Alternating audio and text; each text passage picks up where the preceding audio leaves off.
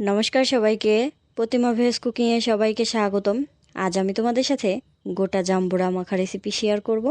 প্রথমে আমি জাম্বুরাটা দুই পাশ থেকে কেটে মাঝখানের অংশটুকু নিয়েছি, আর কতটা মোটা করে কেটে নিয়েছি সেটাই এবার দেখাচ্ছি। আর এবার জাম্বুরার চোচাটা আমি ছিলে নেব। চপিং বোর্ড নিয়েছি, চপিং বোর্ডের ওপর জাম্বুরাটা এবার রেখে দেব।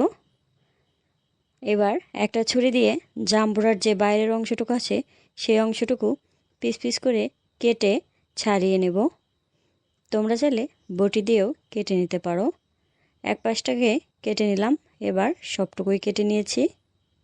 এবার দু হাত দিয়ে ভালো করে আস্তে আস্তে করে ছাড়িয়ে নিতে হবে, আর কোয়াগুলো যেন একদম ছেড়ে না যায় সেদিকে খেয়াল রাখতে হবে।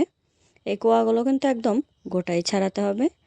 দেখো, আমি দুই পাশের যে চোচাটা থাকে সেটা বাদ দিয়ে মাঝখান থেকে ছাড়িয়ে নিলাম, আর বীজটাও ফেলে দিয়েছি। আর একইভাবে সবগুলোই ছাড়িয়ে নেব।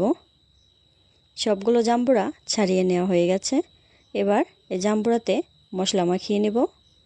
মশলা মাখানোর আগে জাম্বুরাটা হাতে তুলে দেখালাম, আর দেখো কতটা সুন্দর ছাড়িয়ে নিয়েছি। এবার দিয়ে দিলাম চারিদিকে সমানভাবে ছড়িয়ে বিট লবণ, আর দিয়ে দেব মরিচের গুঁড়া। মরিচের গুঁড়াও চারিদিকে সমানভাবে দিয়ে দেব। এবার ভালো করে মাখিয়ে নেব। এখানে আমি আর বাড়তি করে কোনো মশলা অ্যাড করছি না। তোমরা যদি চাও তাহলে আরও কিছু মশলা দিতে পারো। আমি শুধু মরিচের গুঁড়া আর বিট লবণ দিয়েই মাখিয়ে নিয়েছি। মাখিয়ে নেওয়া কিন্তু হয়ে গেছে। এবার শুধু খাবার পালা। আজকের এই রেসিপিটা তোমাদের কেমন লাগলো অবশ্যই কমেন্ট করে জানাবে। সবাই ভালো থাকবে, সুস্থ থাকবে। নমস্কার।